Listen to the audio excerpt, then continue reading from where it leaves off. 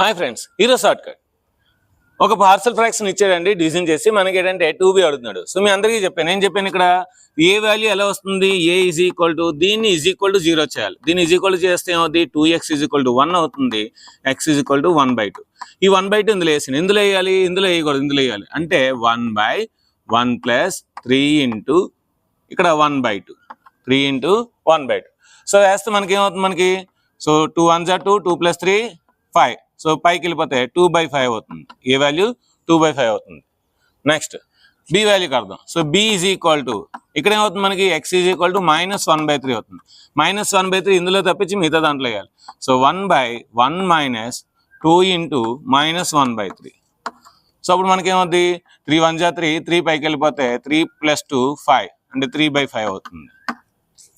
So మనకి ఏం కావాలి, మనకి ఇక్కడ 2b కావాలి. సో 2b కావాలంటే దీన్ని 2తో మల్టిప్లై చేయండి. సో 6/5 అవుతుంది. 2 3 = 6.